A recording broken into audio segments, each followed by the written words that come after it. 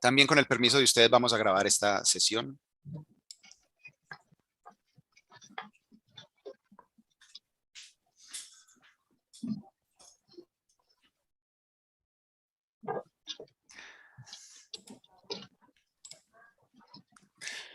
Bueno, ahora sí, hola a todos, muy buenos días. ¿Cómo están? Los está saludando Tadeo Ospina. Yo hago parte del equipo de marketing de Alas y estoy aquí hoy para acompañarlos en el primer café del año gestionado por nuestro Comité Nacional Argentina. Creo que no me equivoco, creo que es el primer evento del año y traemos tremendo tema en este momento. Quiero darle las gracias, por supuesto, al comité por la organización de este café y les voy a hacer una introducción muy corta para presentarles al presidente del comité.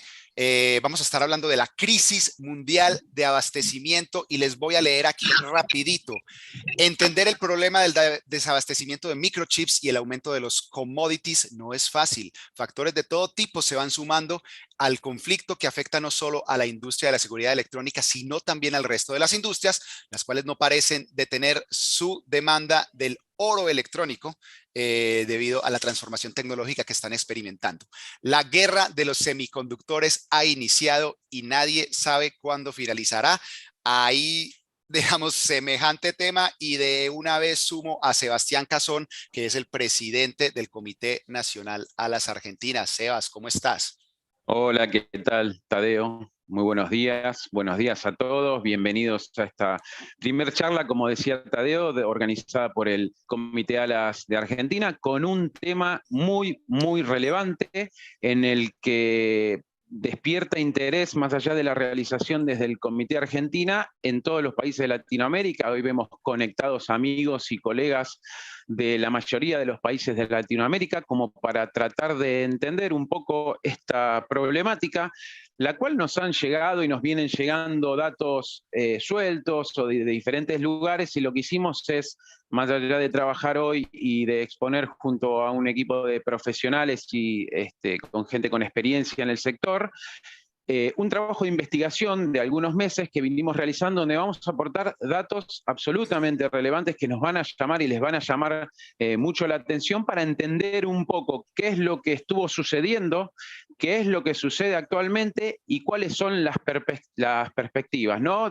Tengamos en cuenta también, lo vamos a charlar ahora durante la exposición con los profesionales que nos van a acompañar, pero que se van agregando, ¿no? A medida que van pasando el tiempo. Hoy algo que no esperábamos, sino que no preveíamos, por ejemplo, el conflicto bélico entre Rusia y Ucrania, nos agrega dificultades y nos agrega un problema más a esta crisis de abastecimiento, sobre todo relacionada con los microprocesadores. Entonces, vamos a ver en principio en la presentación, a conversar un poco acerca de estadística y datos duros sobre la situación mundial, y después vamos a abrir un poco a las preguntas y al debate y a que podamos exponer tanto los participantes y los oradores de esta charla, contarnos sus experiencias, como también a los participantes, si quieren hacer preguntas, podemos ir a hacerlo dinámicamente. Así que nos espera una gran charla.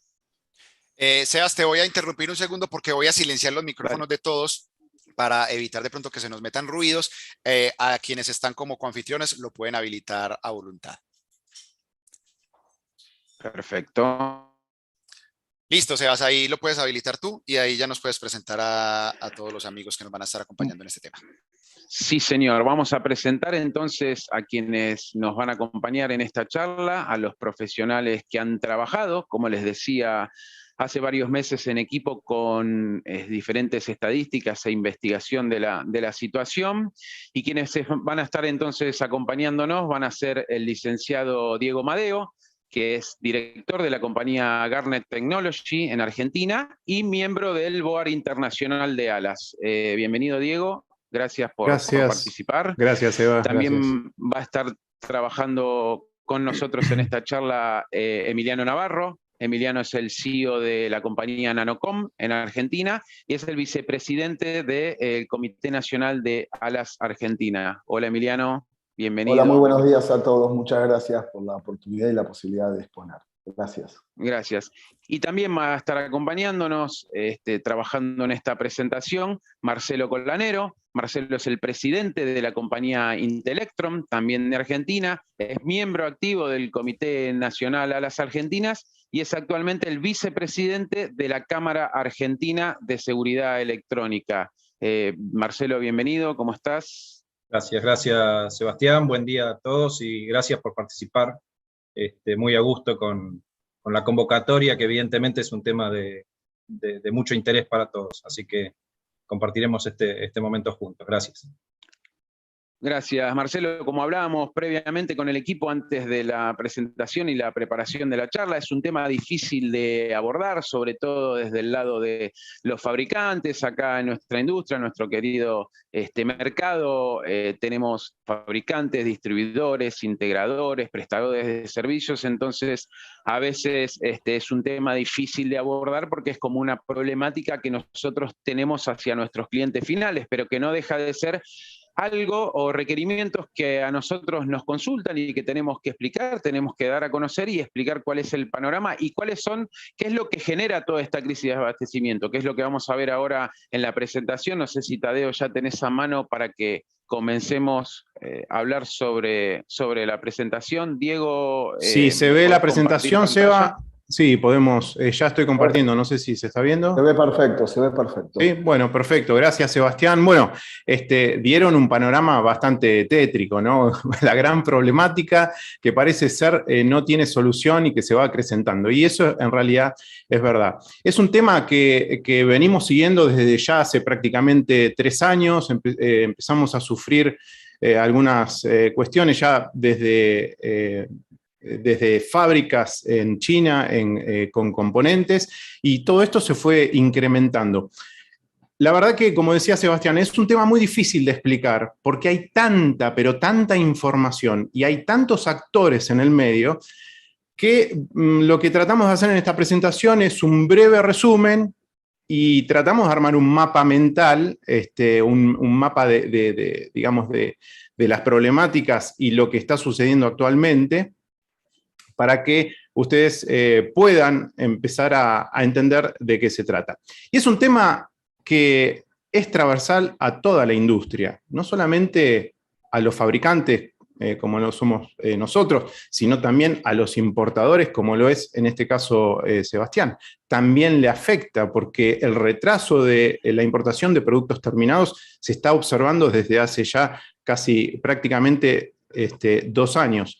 Pero también hay que tener en cuenta que es un tema, por eso decía que es un tema transversal, es un tema que también le afecta al integrador y al instalador, porque está sufriendo hoy día el aumento de precios constante y también las demoras en las entregas. Entonces, hay obras que se están demorando, pero muchísimo, tienen demoras de 6 meses, 1 año, porque falta un producto, porque falta un componente para terminar ese producto. Y también está sufriendo el cliente final, que está teniendo esos retrasos y además absorbiendo también los aumentos de una electrónica, que ahora por ahí me estoy adelantando un poco, ¿no? Pero de una electrónica que durante casi 20 años estuvo estable. Pensemos que inclusive había decrementos de precios, no aumentos de precios, pero hoy ya no es así. Y eso hay que tenerlo en cuenta y tenemos que estar atentos para eso. Sí, Sebastián. Emiliano. Perfecto. Sí, perdón, a modo de introducción también y para sumar a lo que venías comentando, Diego, la mayoría de las empresas hemos trabajado muy fuerte y muy duro en los últimos años para que eso no se vea reflejado en el día a día en la industria, ¿no? O sea, creo que es bueno también exponerlo porque algunos hemos sufrido retrasos, pero tal vez no faltantes concretos, sí aumentos de precios y muchas veces los hemos soportado nosotros como fabricantes, pero correcto, esto es algo que se viene dando desde hace mucho y el que no le llegó esa información o no lo sufrió aún fue por la ingeniería logística y la ingeniería de compras que haya hecho cada compañía.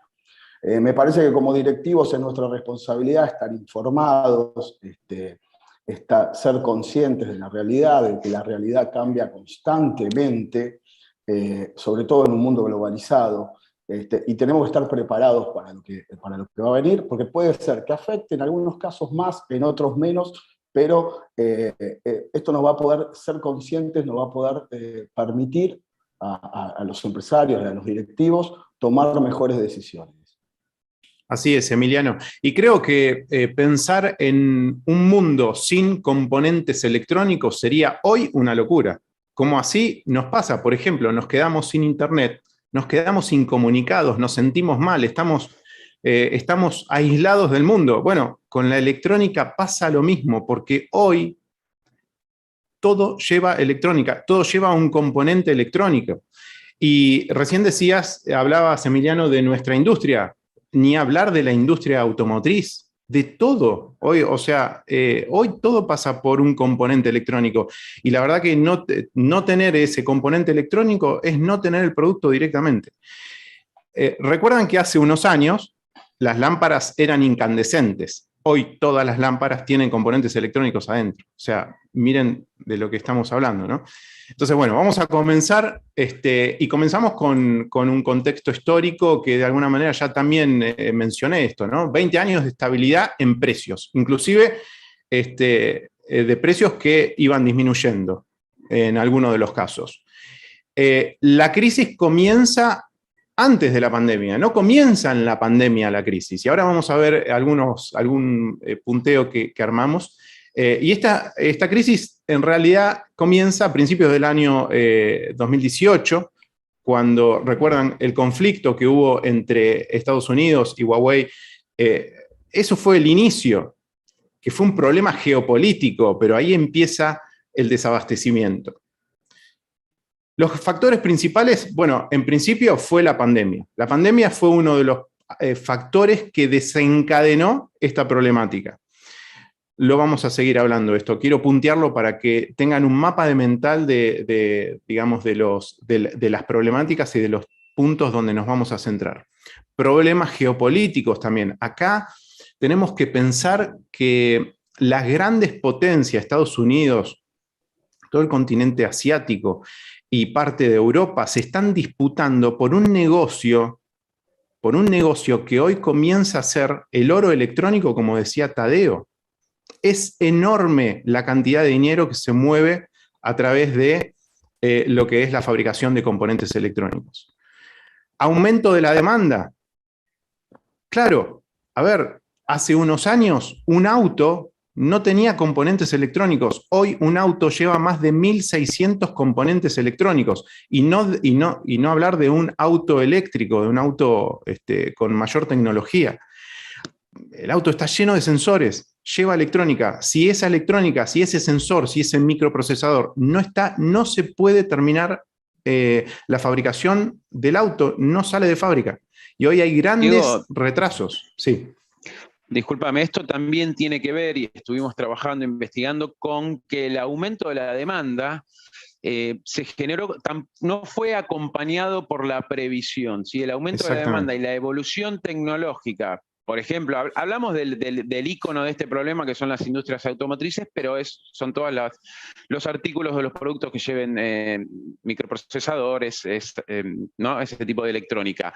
No se hizo una previsión. Ahora vamos a ver con datos duros todo el tiempo que lleva, el tiempo y los años que lleva poder montar estructuras de fabricación para abastecer eso. Las empresas por separado, cada empresa, cada desarrollador de tecnología fue evolucionando y desarrollando tecnología y no se fue preparando su propio proveedor para abastecer esa tecnología, que luego explotó con el problema que vamos a ver ahora con los datos que vamos a ver del COVID. Pero ahí eso es parte del decir, no fue solo la pandemia, o sea, Exacto. El problema, o sea, una crisis se hubiera manifestado de igual manera, tal vez en menos medida, pero igual se hubiera manifestado con o sin pandemia. La pandemia y todos los problemas geopolíticos que vamos a ver ahora en las siguientes slides lo potenciaron, pero el problema estaba. Bien, cuando hablo de aumento de la demanda es aumento justamente en lo que daba el ejemplo de los autos, pero aumento de la demanda significa el IoT, o sea, hoy todo elemento, todo producto, inclusive, vuelvo a repetir, hay lamparitas inteligentes, lámparas inteligentes que se conectan a la nube y uno la puede encender o apagar o regular la potencia. Digo, todo eso es aumento de la demanda. Hay una generación de productos nuevos que demandan más componentes electrónicos. Problemas climatológicos. Me detengo acá, no voy a explicar, pero aunque ustedes no lo crean, hay problemas climatológicos que están afectando seriamente la fabricación de los componentes electrónicos. Y la logística que ahora Sebastián seguramente va a poder, que tiene un poquitito más de experiencia en esto, va a poder explicar, pero hubo grandes problemas también logísticos, justamente, que vienen desde la pandemia, ¿no? Sí, Emi. Sí, no, para complementar, obviamente la sumatoria de todos estos factores han generado inflación en el mundo, ¿no? Son disparadores de parte de la inflación que vemos reflejada en nuestro día a día. Sobre todo en países de Latinoamérica estamos más acostumbrados a los aumentos de precios y a la inflación, pero no en países de primer mundo. Y esto engloba a todo el planeta. No solo se ha generado el incremento en la demanda, sino que también las grandes compañías automotrices, y ya vamos a ver algunos ejemplos más adelante, salieron a comprar, cuando se vieron amenazados sus stocks, salieron a hacer compras por encima de su capacidad productiva, lo que también eso hizo, en algún punto, secar la plaza, ¿no? Lo que se dice secar la plaza, no solamente en componentes críticos como los micros, sino que hoy también se ve reflejado en componentes de menor importancia. Bien, un punteo muy rápido para no repetir lo que venimos diciendo es el aumento de la demanda está potenciado por justamente los productos de consumo masivo. Me estoy yendo, a ver, ahí.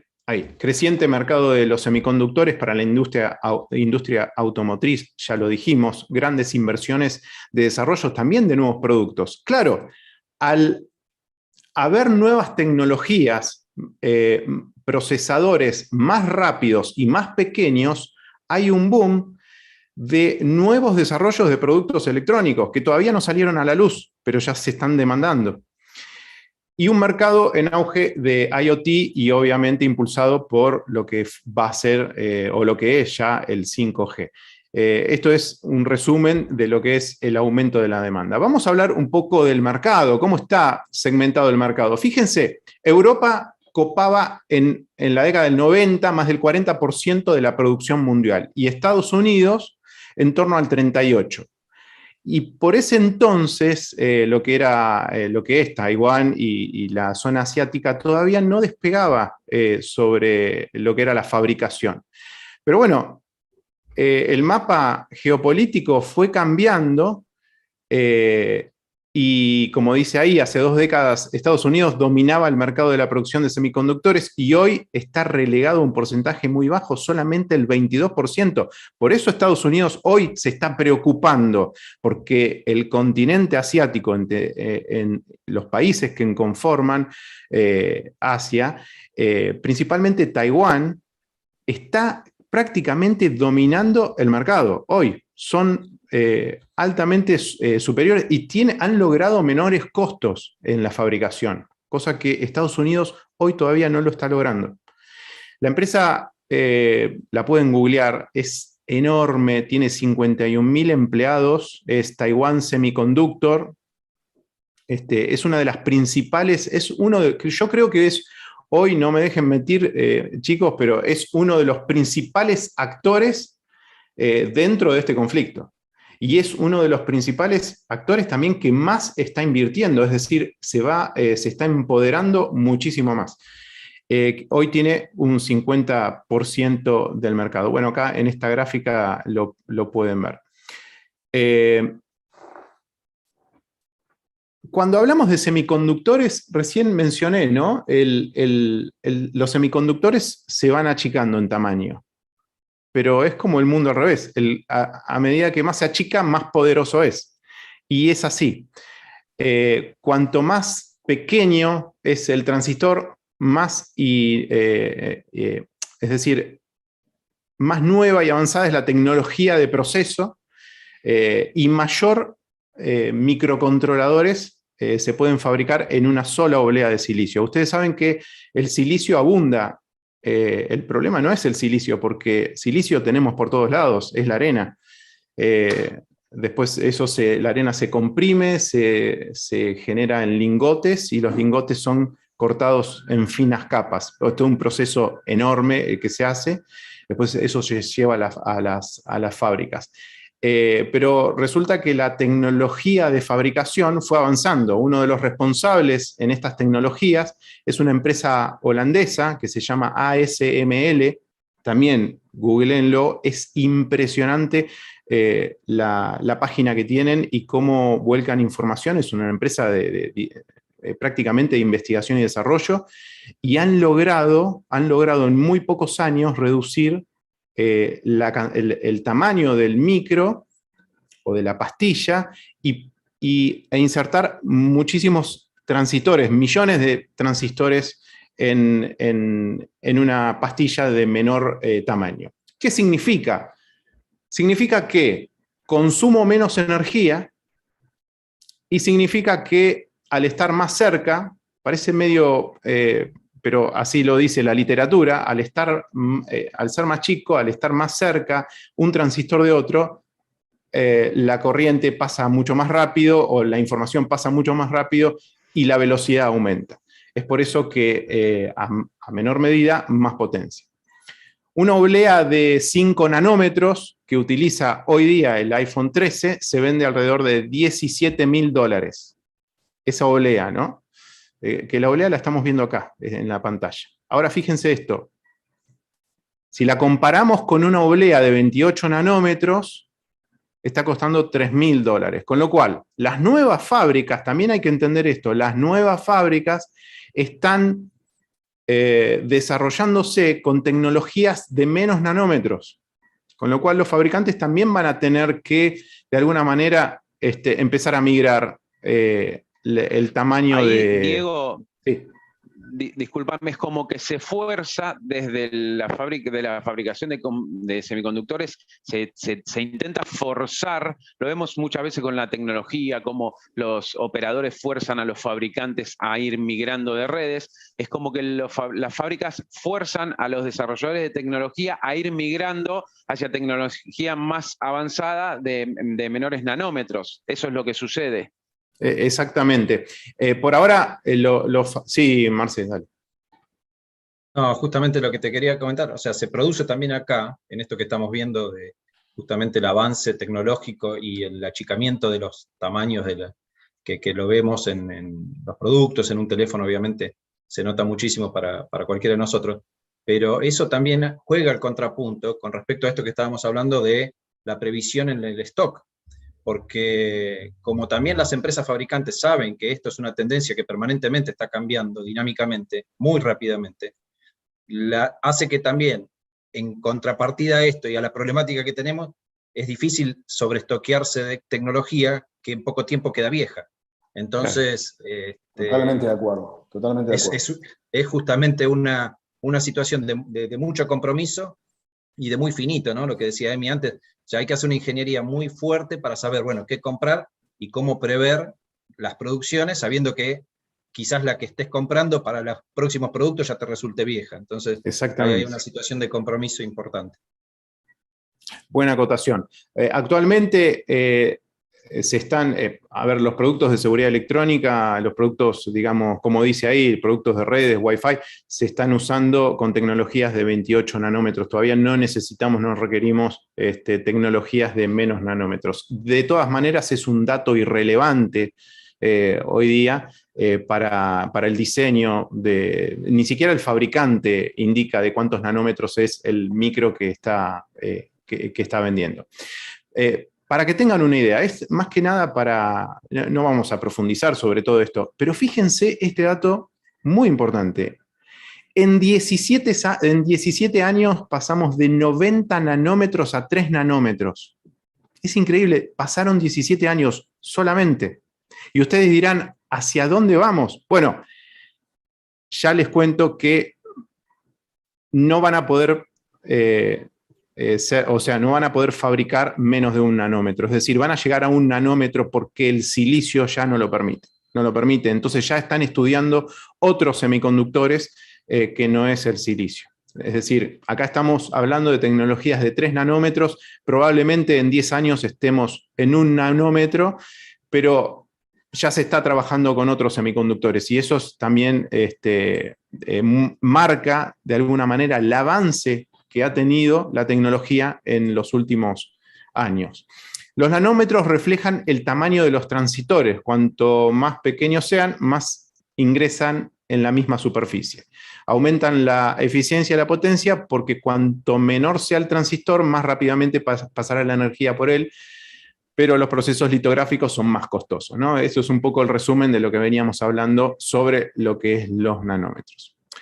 ¿Cómo vamos de tiempo? Perdón, Sebastián. No. Vamos 30 minutos, Diego. Bien, 11:30. Bueno, también es algo ilustrativo, es una imagen de microscopio, transistores de 2 nanómetros de IBM. Esto es un ensayo también, y simplemente acá, la verdad que uno ve esta foto y difícilmente pueda entenderla, pero bueno, me pareció interesante que ubicarla para que la puedan ver. Acá está lo que decía Sebastián. Sebastián, sí. Recién estabas mencionando la fabricación, o sea, cuánto demora una fábrica nueva en llegar a que tenga producción. Sí, acá vemos los planes de TSMC, que hablábamos que tenía el 50% del share de mercado, quien es hoy el mayor dueño del oro tecnológico, ¿no? Del oro electrónico. Entonces, esta es un poco un cuadro que nos presenta a través de información brindada por TSMC cuáles eran sus planes y cuáles fueron sus planes con respecto a la apertura de nuevas fábricas o de plantas de procesamiento de semiconductores. Entonces, tenemos aquí, pueden ver, cómo adaptan la cantidad de nanómetros, depende la fábrica o la planta de procesamiento que vayan a abrir. Ellos anunciaron a finales de 2015, se anunció, o sea, vean cómo ellos vienen trabajando anterior a la crisis, por eso también tienen alto porcentaje del mercado. A finales de 2015 anunciaron una apertura en Nanjing de una fábrica que ya está operativa de 16 nanómetros. Empezaron la construcción en 2016 y comenzó a producir a partir de mediados de 2018. Se anuncia y se empieza a construir, no tenemos fecha del anuncio, en 2018. Fíjense que tarda 2 años la construcción. En Taiwán una nueva planta de 5 nanómetros, es importante tenerlo en cuenta porque es una de las más modernas, y se empezó a producir en esa fábrica a mediados segundo semestre de 2020. A partir de ahí, todos los anuncios podemos ver que todavía no se han puesto en marcha. Esta fábrica de 3 nanómetros, que es la de más pequeña, obleas más pequeñas posibles, que anunciada y empezada a construir en el 2020, se estima que para finales de este año va a empezar con la producción, pero no hay certezas. Es muy probable que el comienzo de la producción de los que tenemos, de estas plantas que están pendientes, se retrase por lo menos 6 meses más. ¿Sí? Porque después vamos a tocar un poco el tema. Recordemos que el tema COVID todavía sigue afectando. Actualmente digo, hoy, ayer, esta semana, está afectando muy fuerte en China la variante Omicron nuevamente, cuando pensamos que ya se estaba erradicando y que los problemas podían empezar a ser otros. Vamos a hablar un poco sobre esto, cómo puede llegar a afectar nuevamente. La fábrica en Taiwán, que se va a empezar a construir recién el año que viene, de 7 a 28 nanómetros, recién estará operativa en 2024. La fábrica en Japón, también a finales de 2024, de similares características. Y acá vemos por primera vez una fábrica en Estados Unidos. Esto tiene que ver con los temas geopolíticos que hablaba Diego, en los cuales Estados Unidos hizo un convenio con TSMC para que puedan ellos empezar a producir en los Estados Unidos una planta en Arizona de 5 nanómetros. el cual ya empezó su construcción, estaba programado en junio del 2021, se atrasó un poco el inicio, pero ya están trabajando y se estima a principios de 2024, se cree que, como les decía antes, estos tiempos se van a estirar un poco, pero por lo menos hasta 2024, según lo que vemos aquí, no se van a producir grandes cantidades de semiconductores por el momento. Estos son datos duros que es necesario saberlo, tenerlos en cuenta y ver hacia dónde vamos. ¿Y cuándo se va a normalizar la situación? Porque muchos nos preguntamos y nos preguntan cuándo se va a normalizar la situación. Y tiene que ver con las fechas estimadas en estos datos que estamos viendo ahora. Emiliano. Si me permite, Seba, esto nos demuestra que no solamente se requieren de recursos económicos muy altos para montar este tipo de fábricas, sino que también, bueno, lo que muestra esta placa, ¿no? 2 o 3 años, sí o sí, 2 o 3 años para entrar en producción y que eso se vea reflejado en nuestros productos, en quienes fabricamos y llegue a manos del usuario final. Un caso también que me gustaría citar es el caso de Samsung, que estaba pensando también en montar una planta en Texas de semiconductores, donde tiene previsto invertir 34.000 millones de dólares en 2 etapas. Y otro dato relevante es que estas fábricas requieren de mucha inversión constante para mantenerse actualizadas. Se habla más o menos de 5.000 millones de dólares cada 5 años, para que no pierdan vigencia. Es algo también a tener en cuenta, ¿no? La fábrica de Japón que se ve acá, que se va a finalizar en 2024, y justamente son los pronósticos que mencionan todos los artículos, que mediados 2024, fines de 2024, digamos, la oferta de productos va a empezar a normalizarse. Yo creo que va a ser muy importante porque esa fábrica va a alivianar, digamos, el abastecimiento justamente con los microprocesadores de 28 nanómetros, que son los que utilizan la mayoría de los productos. Esto también puede derivar en que en el año 2024 en adelante haya superpoblación o exceso de fabricación, ¿no? O sea, puede ser que se dé vuelta el problema, pero tenemos que llegar hasta ese momento, claramente. Sí, porque en el medio puede aparecer una guerra como apareció hace unas semanas atrás. Bueno, hace un ratito hablábamos de lo que eran los factores climatológicos. Fíjense que una fábrica de semiconductores, aunque no lo crean, requiere de una inmensidad de agua muy grande. Y inclusive hoy se están cuestionando si los métodos de fabricación y de purificación y de lavado de las pastillas de silicio se tiene que continuar haciendo de la misma manera que hace que todos estos años, porque la demanda de agua es muy, muy grande. Y la última sequía que hubo en Taiwán afectó seriamente y demoró la fabricación también de semiconductores. Fíjense algunos datos. Bueno, esto ya lo dijimos. Quería comentarles esto. Espérenme que tengo que correr las ventanas. En junio del año pasado, la empresa taiwanesa que venimos mencionando usó 156.000 toneladas métricas de agua al día, que no son tratadas. Por ahora no son tratadas y están viendo cómo tratar ese agua para poder reutilizarla. Y esto equivale, como dice ahí, es un dato de color, es a llenar más de 60 piscinas olímpicas con esa cantidad de litros. ¿Para qué se utiliza el agua? Bueno, como dije recién, para limpiar la base de la oblea, grabar patrones, pulir capas y enjuagar componentes durante todo el proceso de fabricación. Este dato quizás no es muy conocido, pero está afectando también, es uno de los datos o es uno de los problemas que también afecta a la fabricación y contribuye a la demora en las entregas de los microprocesadores.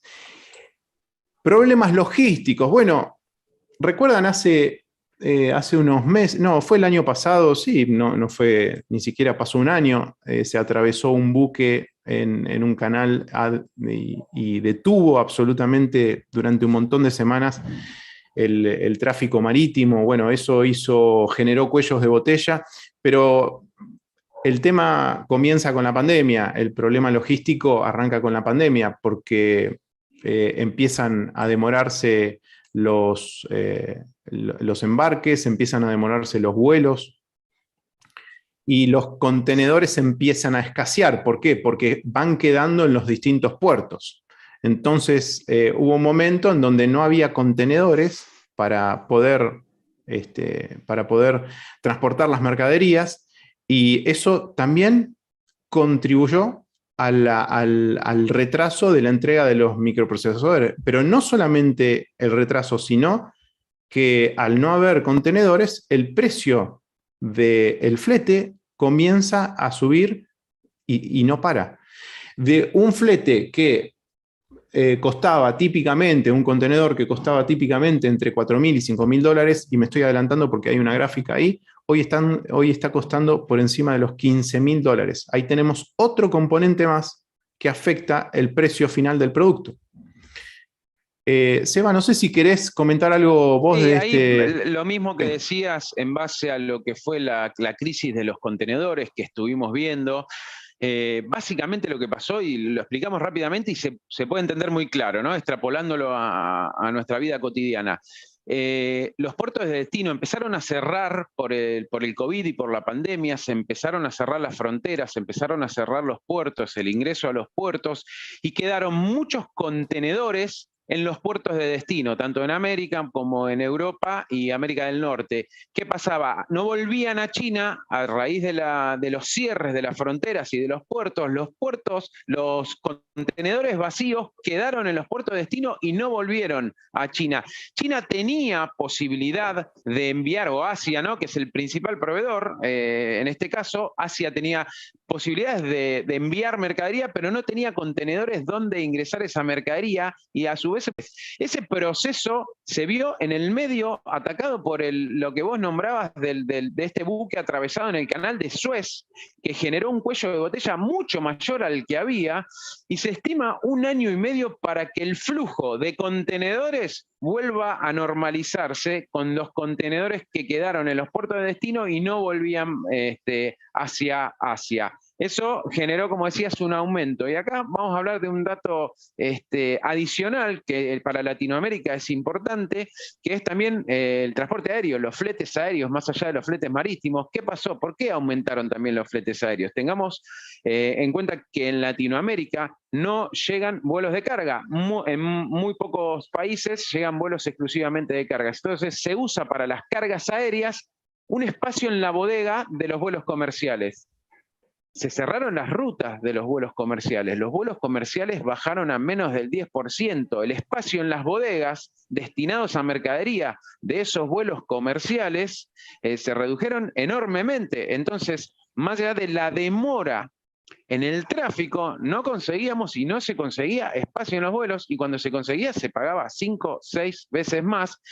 Hemos tenido casos de conexiones desde Asia, mercadería que ha hecho hasta 6 y 7 conexiones para llegar a alguno de los países de Latinoamérica, problemas que esto se reduce en costos, problemas de mercadería que en una de las conexiones no pudo entrar la carga completa en la bodega del siguiente vuelo, y han quedado cargas o órdenes partidas por la mitad o hasta en 3 partes con diferentes productos porque no podían meter todo en la misma bodega. Eso se tradujo en aumento de costos del flete, y la incidencia del flete, 5 veces un precio de un flete, naturalmente incide en el costo del producto. Marce, ¿querías aportar algo de datos que tenés vos? Sí, porque en realidad es un dato conocido, pero digo, es interesante entender el fenómeno que acá estamos viendo. Parece como un problema muy macro, muy de raíz, desde los orígenes de las fabricantes, pero que también se termina dando en todos los niveles de la cadena, porque, por ejemplo, Estados Unidos, que es el mayor exponente en este caso de logística, donde se basa mucho en el tema de los transportes para hacer llegar todos sus productos a las góndolas, digamos, de los supermercados, o sea que en el final de las cadenas están teniendo un problema gravísimo que pasó por toda la pandemia, donde el faltante de transportistas, a raíz de la pandemia, la cantidad de choferes de camiones se redujo y que se les pasó un fenómeno bastante particular, donde muchos de ellos, por la necesidad del COVID y de la pandemia, tuvieron que utilizar otro tipo de trabajo, como Uber y demás, más cerca de sus casas, y que hoy no están queriendo volver. O sea, se les generó un efecto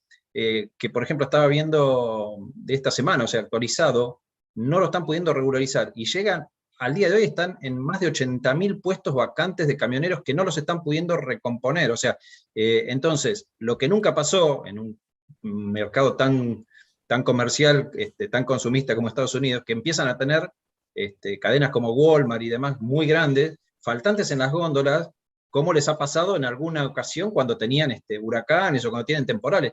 Pero esto hoy se les está dando en el día a día, y obviamente la única manera que van a tener de poder resolver esa situación es aumentando salarios, dándole mayores beneficios a los camioneros, pudiendo, digamos, reconquistar eso para poderlo normalizar, y sin duda lo vamos a terminar pagando también en inflación y en costos de productos. Claro. Emiliano. Perfecto. Sí, muchas gracias. Aclarar que este problema no solamente, obviamente, incluye a toda la cadena, tanto a los importadores como a los distribuidores, eso es fundamental. Y como caso concreto tengo algo que me sucedió hace unos días nada más, que un flete aéreo que por lo general tardaba una semana, hoy está tardando 25 días, sin poner arriba de la mesa el aumento de precio, ¿no? Todo eso se ve reflejado en retrasos en la producción y obviamente retrasos en su posterior entrega. Era eso nada más. También tener en cuenta que este problema no solamente lo tenemos los fabricantes, sino también el resto de nuestros socios en Alas, ¿no? Lo sufrimos todos. Muy bien, bueno, acá vemos el gráfico también que menciona el tema del flete. Bueno, y aparece la guerra, y la guerra donde esto no estaba previsto, pero la guerra no es un tema logístico, la guerra está involucrando a Ucrania y a Rusia, y aunque no lo crean, un nuevo problema se suma a este conflicto, porque Ucrania y Rusia, producen un gas que se llama gas neón, que se utiliza para los láseres que tallan el silicio, y por otro lado, también produce un metal, en realidad, que se llama paladio, que se utiliza para las memorias. Entonces, quién sabe cómo termine esto, ¿no? Rusia y Ucrania producen entre un 40 y un 50% del gas neón de grado semiconductor que se utiliza en láseres, como decía recién, y aproximadamente el 37% de la producción mundial de paladio proviene de las minas rusas, como mencionaba recién. Desde enero 2022 a la fecha, el paladio dominado por Rusia subió un 26% y sigue incrementándose el precio por los últimos informes que pude leer. Y esto es grave. Si bien, a ver, el abastecimiento de las fábricas hoy lo pueden soportar de 4 a 6 meses más, después no se sabe qué va a pasar. Entonces, también se depende de que este conflicto finalice y que las trabas económicas que les están imponiendo los distintos países a Rusia también empiecen a liberarse. Pero también acá tenemos una incertidumbre increíble.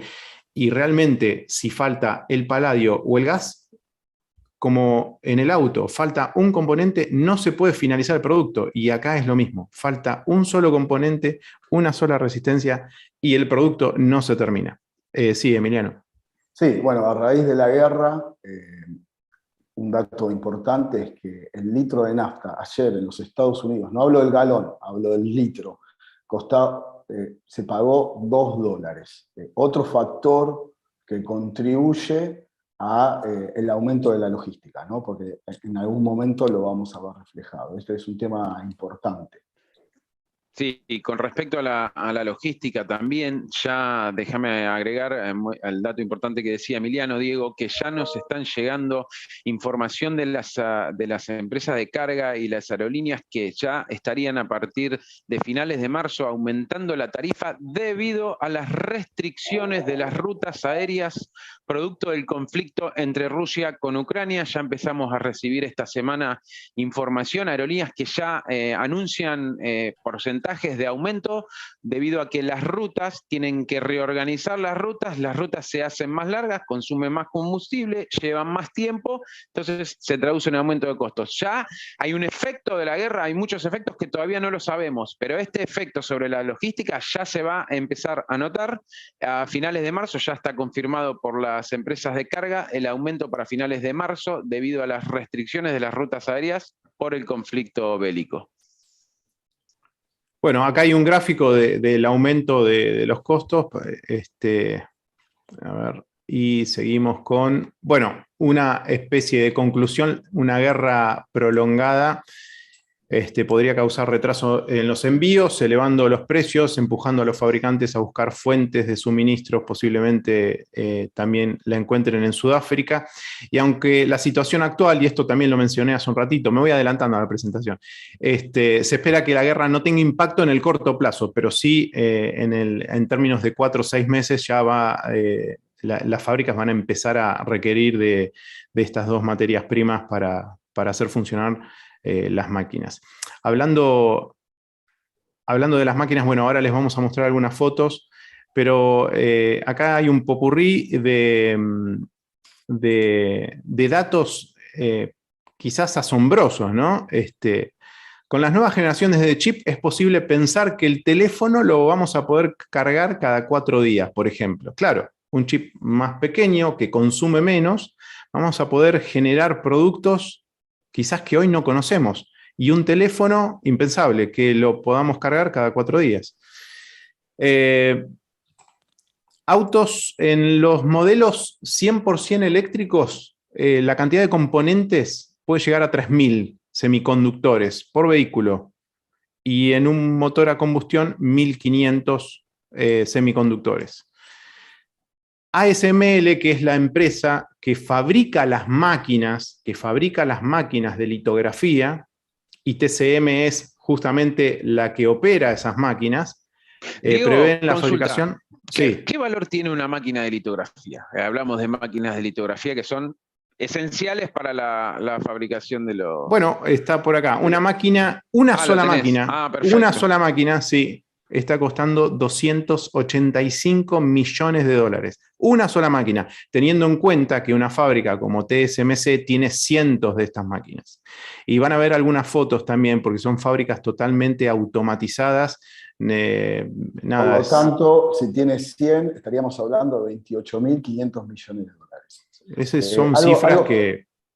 A ver, es una de las principales barreras de entrada para este negocio, ¿no? La gran inversión que uno tiene que hacer para instalar una fábrica de estas. Por eso no lo puede hacer cualquiera, ¿no? Lo que decíamos anteriormente. Y bueno, fíjense, por ejemplo, lamentablemente. Latinoamérica, ¿no? Exactamente, Latinoamérica no hay fábricas de este tipo. En Latinoamérica no se produce absolutamente ningún componente. En el caso de los autos, perdón, Diego, sí. En el caso referente a los autos, 3000 utiliza un auto de gama media. Los autos de alta gama utilizan muchísimos más. Obviamente que un aumento de pasar de que un micro salía, no sé, 2, 3 dólares, a que hoy esté costando, o hayan llegado a pedir, por este tema de demanda y de oferta, 60, 70 dólares, un auto tal vez lo puede soportar mucho más, ¿no? Pero no es el caso del resto. El valor de venta del auto puede soportar esas subas sin tener tanto impacto en el precio final. $1.000 más, claro, $1.000 más. Exactamente. $2.000 más. Se va a comprar. En el caso de nuestra industria, eso es grave. Es muy grave, sí. Bueno, esto también lo dijimos, en 17 años se pasaron de 90 a 3 nanómetros. Durante el 2021 se vendieron más de 1.15 billones de semiconductores. Tengo un problema con el mouse, pero bueno, se soluciona. Una máquina de litografía, bueno, también lo mencionamos recién, me queda un dato más, 100 millones de transistores hay en 1 milímetro cuadrado. 100 millones de transistores. Es increíble. El poder de procesamiento que se ha logrado en los últimos años con las últimas tecnologías, bueno, están permitiendo justamente desarrollar productos. No solamente nosotros estamos en una industria que provee seguridad electrónica, pero piensen en la electromedicina, pensemos en todos los productos que se están logrando o todas las mejoras que se están logrando con este tipo de componentes que cada vez son más poderosos. Fíjense, acá hay algunas fotos de Diego, las fábricas. Sí. Mientras vamos viendo la foto, les quiero recordar que aquellos que tengan preguntas puntuales o alguna consulta que le quieran hacer, que nos quieran hacer alguno de los panelistas, pueden ir escribiéndola en el chat de la charla. Bueno, acá se ve parte de la fábrica. Es muy difícil encontrar videos sobre el funcionamiento de esta fábrica, pero busquen que hay y se van a quedar asombrados porque son fábricas totalmente robotizadas, automatizadas. Fíjense acá en el techo se ven unos rieles. Bueno, por esos rieles van los módulos que luego ingresan a las máquinas, justamente estas máquinas que son producidas por la fábrica holandesa ASML. Bueno, acá es más que nada para ilustrarlos de qué estamos hablando, ¿no? La gente, bueno, o sea, son salas. Piensen que las salas donde se fabrica esto son 100 veces más limpias que un quirófano. No puede haber, pero ni un gramo de polvo, porque si no dañaría la litografía. Entonces, bueno, acá son espacios muy, muy, muy limpios. Bien, hasta acá llegamos con un montón de datos, creo que un montón de pálidas también, chicos, así que me parece que tendríamos que dar una luz de esperanza. No sé. Yo creo que más que pálida, es importante que, como dije al comienzo, tomemos conciencia de cómo está el mercado, cómo se está moviendo. Es nuestro deber como empresarios estar alertas y atentos, y que esto puede derivar en faltantes, en retrasos, o hasta inclusive en aumentos. Creo que lo que nos tenemos que llevar. Todas las empresas, todas las compañías ponemos el mayor esfuerzo en resolver esto de alguna manera u otra, sin que se vea afectado el negocio. Es muy duro trasladar un aumento, sobre todo cuando el mercado no está acostumbrado, por lo que decíamos desde hace 20 años, tanta estabilidad. Pero bueno, es nuestro deber también informarlo, que se sepa, que se tome conciencia, y que veamos cómo se van dando las cosas, ¿no? O sea, creo que tenemos que estar acostumbrados a los cambios. Creo que esta presentación nos muestra un poco eso, que está cambiando cada vez más rápido el mundo, y bueno, y eso se va a ver reflejado en la industria también, ¿no? Creo que ese es el mensaje que a mí me gustaría dejar de alguna manera. Preparados para el cambio, y que obviamente lo único permanente es eso. Y sí, y también ser conscientes que con una disminución en la provisión de semiconductores también se ralentizará de alguna manera el avance de la tecnología, ¿no? También hay que ser conscientes de eso, y desde el lado del fabricante también tratar de, el lado del fabricante, como también digo, desde el lado del integrador y del cliente final, es entender lo que está pasando y también ser conscientes de que eso que tengo proyectado puede verse seriamente afectado, no solamente en términos de tiempo, sino también de costos. Y ahí, sí. Diego, sí, voy leyendo algunas preguntas y cuestiones que nos escriben los asistentes. Sergio Córdoba comenta y dice, se entiende que a lo único que conduce la escasez por la ley de mercado es en un aumento de precios. ¿Esto, Marcelo, es así o qué otro tipo de comentario podemos hacer a lo que comenta aquí Sergio Córdoba? Y digamos que hay una ley de oferta y demanda que eso está por encima de todos, así que es la que rige los mercados, y obviamente no hay mucho más para aportar en eso. Lo que creo que naturalmente se va a ir dando, como decía recién también Diego, lo importante acá es entender que los proyectos pueden tener esta escasez, que puede haber un incremento de valores, pero seguramente también se irán acomodando aquellos proyectos que no tengan una prioridad, se irán esperando un poquito más, y entonces el mercado de alguna manera irá acomodando esto, pensando que en un par de años, viendo una versión optimista como teníamos, para sacarle una parte optimista de lo que estábamos viendo, que se empiece a regularizar. Entonces ahí se irán acomodando las cosas, y seguramente pueda pasar lo que decía Emi, que a lo mejor después tengamos al revés, ¿no? Un momento donde se produzca el efecto inverso y haya sobrestock de productos, o sea, eso no lo vamos a saber o sea, hasta que no suceda, claro. Claro, porque es tan dinámico. Piensen que esto, no me dejan mentir acá los compañeros panelistas, empezamos a trabajar con esta información ya hace un par de semanas juntando datos. Y fue en semanas o en días ir cambiando permanentemente información. Imagínense que esto que entonces le estamos diciendo en realidad era tratar de acercar un poquito para hacer más visible cierta información, ciertas métricas, ciertos datos, para entender lo grande del fenómeno y las distintas variables que interceden en este fenómeno. Ahora, la realidad es que esto va a ser una foto de una gran película que sigue, mientras nosotros estamos hablando, esta película se sigue ejecutando, así que ninguno de nosotros va a tener la posibilidad de dar una certeza con respecto a esto y qué es lo que va a pasar, más que seguir siendo partícipes de esa gran película y protagonistas de la misma.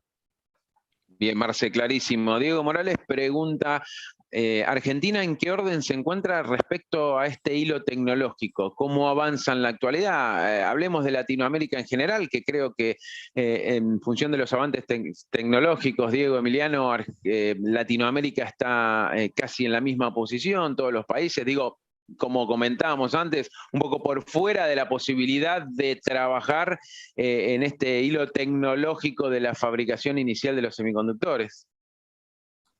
Completamente, Sí, no hay de ninguna manera, por lo menos en lo que se observa, vías para que Latinoamérica hoy esté desarrollando semiconductores. Ni siquiera hay países interesados en el tema, porque se requiere mucha inversión.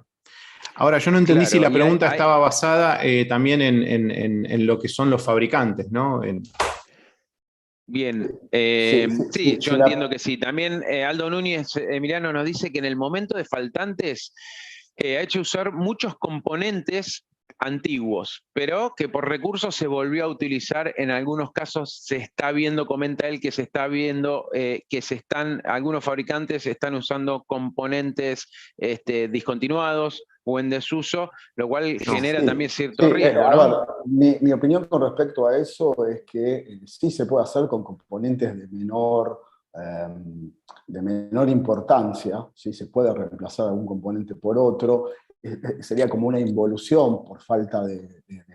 Igual sería muy difícil, ¿no? Hacer eso. Se puede en algún caso muy puntual. Mira, un caso concreto que traigo es que un microcontrolador, algo sencillo, que generalmente vale 0,35 centavos, la oferta que había ayer en Plaza, nosotros compramos mucho para adelante, ¿no? Entonces, ese gap de tiempo nos va dando la posibilidad de prever esto con anticipación. Lo que no te permite esta situación es, de alguna manera, como empresa, intentar crecer.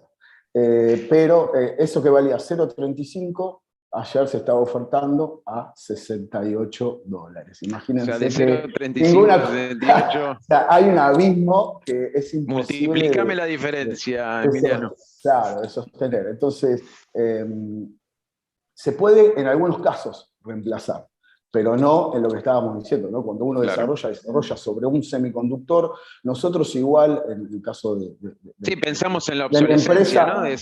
de ese integrador. hemos modificado, hemos visto lo que había en mercado y hemos hecho reingeniería para adaptarnos al cambio del micro, al cambio del semiconductor. No es exactamente el mismo, pero que te permite cumplir con las mismas funciones. Eso lo hemos hecho y lo tenés que hacer en tiempo récord, ¿no? Tenés que poner toda la ingeniería, toda la energía a resolver para poder cubrir y cumplir con tu forecast de ventas. Eso sí se puede, pero no en todos los componentes.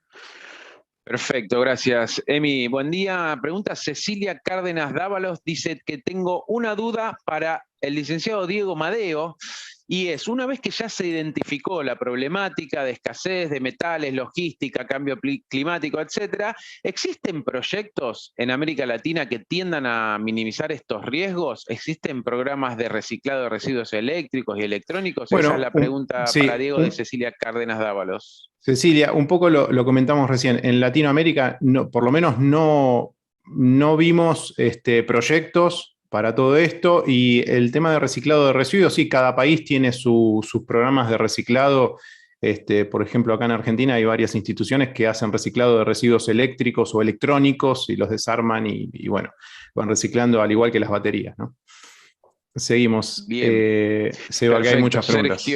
Sergio Córdoba dice, siguiendo con el tema de las leyes de mercado que hablaba Marcelo hace un rato, ¿cómo abordaremos, pregunta en Argentina, cómo abordaremos en Argentina el problema con su súper disminuida capacidad de compra, ¿no? Acá debemos diferenciar, más allá de que esta charla está apuntada a toda Latinoamérica y tenemos aquí participantes de todos los países de Latinoamérica, Argentina tiene una situación muy especial, distinta a los demás países, relacionada con las restricciones que tienen los importadores y las empresas productoras y las fábricas en Argentina para no importar, o sí, para importar y para girar divisas al exterior.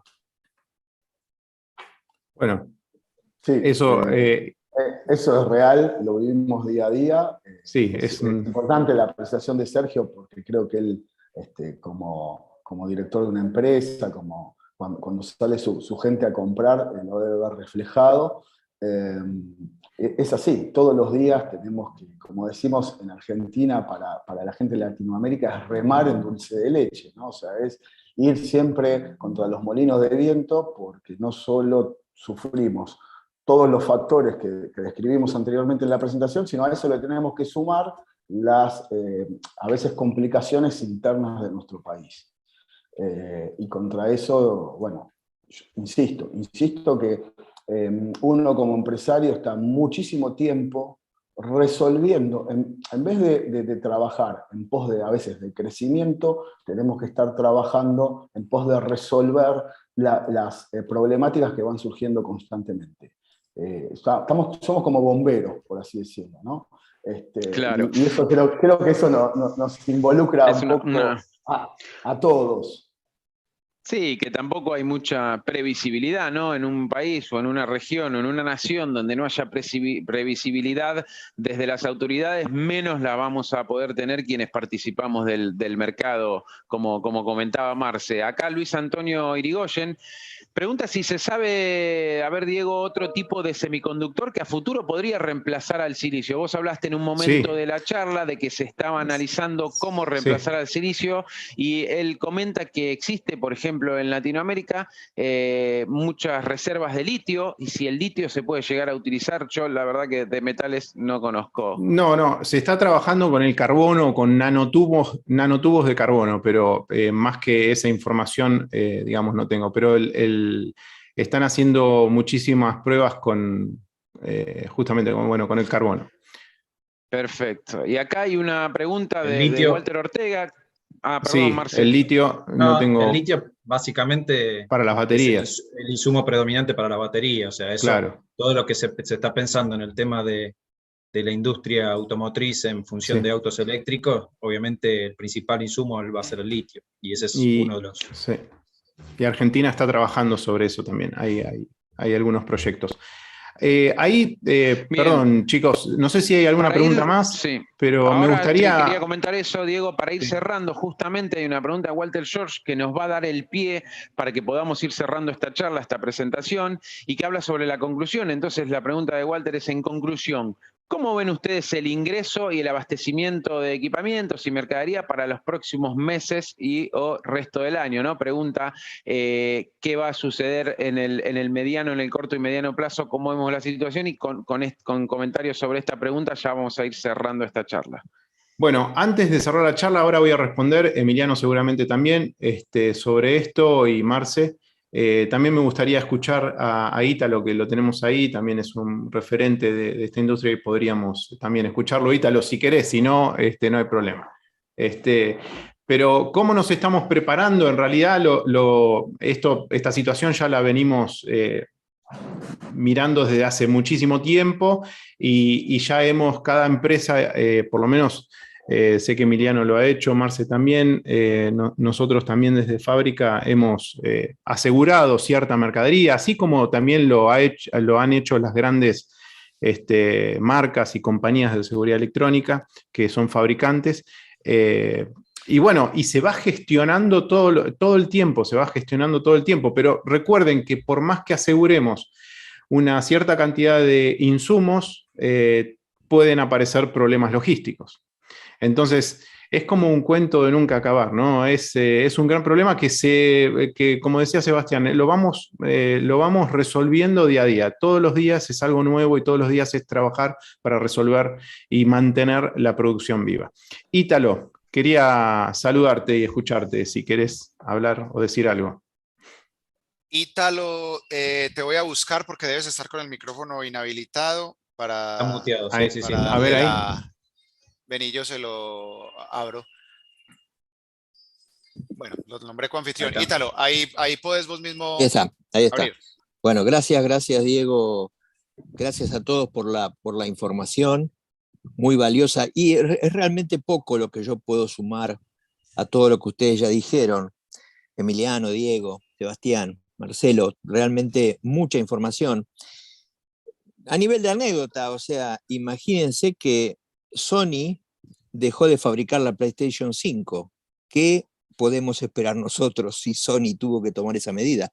O Apple tuvo que dejar de fabricar algunos productos para la tablet para priorizar el iPhone. Entonces, estamos viendo la película por la mitad. Los que pudimos de alguna manera tomar medidas, como ustedes, como Emiliano, como Marcelo, como nosotros, antes, ya porque vimos que esto venía, bueno, nos sobreestoqueamos con todos los problemas, como decía Emiliano, de los cambios tecnológicos, que cuando uno se sobreestoquea de algo queda preso de esa tecnología el tiempo que sea. Y después también el tema de los incrementos de los costos. Por ejemplo, a nivel anécdota, nosotros seguimos fabricando un producto que casi no se usa, que es el emisor telefónico, un poco como el homenaje post-mortem de Daniel Valle, ¿no? El Quasar.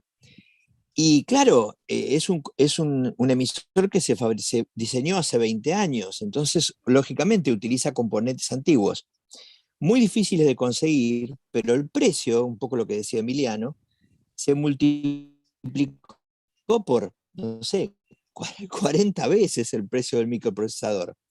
Entonces, ni siquiera recurriendo a una tecnología que en este caso se puede usar porque es un micro viejo, hace muy pocas cosas, no necesitamos velocidad ni nada, tampoco es la solución rápida porque aumenta los costos.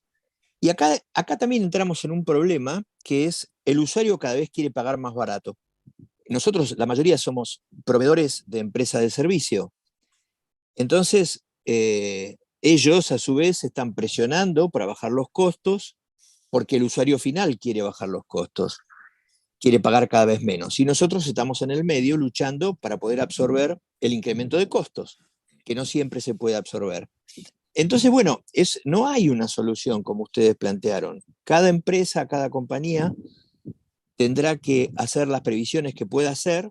Encima, en el caso de Emiliano y el nuestro, que estamos trabajando, y ustedes también, Diego, con tecnologías que cambian de 2G, 3G, 4G, o sea, ¿viste? Estamos Sí, todo el tiempo. metidos en el medio de eso y vos decís, bueno, ¿cuánto me juego comprar determinado componente que me sirve para esta tecnología?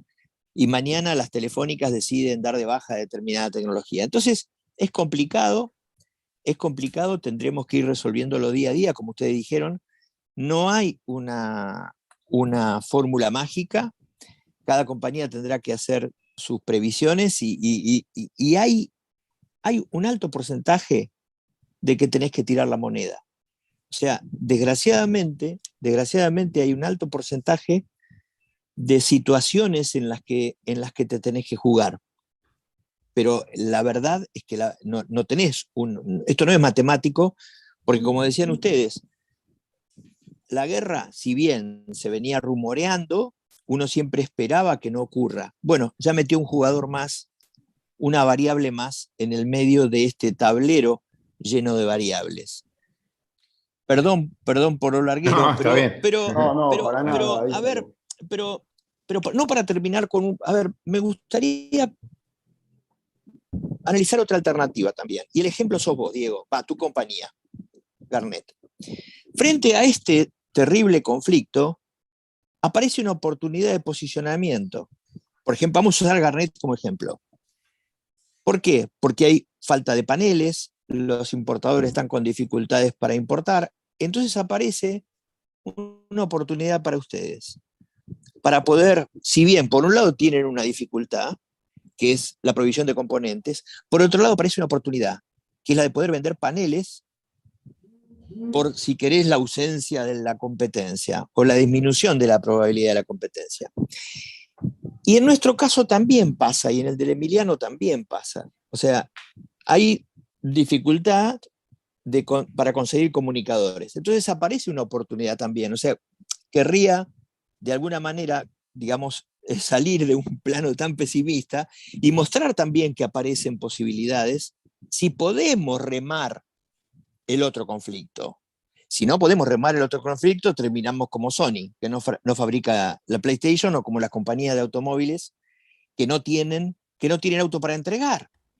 Entonces digo, si buscamos, que creo que ese es nuestro desafío permanente, buscar la oportunidad, y sabemos gestionar de alguna manera el otro tema que en gran medida no está en nuestras manos, pero sí tenemos que levantarnos más temprano para ver si el sol nos pega primero, creo que tenemos también oportunidades. Y discúlpame, Diego, si puse a tu está bien. compañía como ejemplo. No, pero es un tema le pasa a todo el mundo, ¿no? Como así le pasa a los fabricantes, también hay integradores que van buscando la oportunidad. Se trata de eso, ¿no? Y bueno, y este igual, conflicto Diego, en algún parece momento. que es Sí. bueno el mensaje de Ítalo Sí, en ese sí, sentido sí, de decir, sí. a ver, nosotros no queríamos pintar, la idea no es pintar un panorama de una situación negra, sino decir, la verdad es una foto de lo que está sucediendo en el mundo. Ahora está en manos de cada uno de nosotros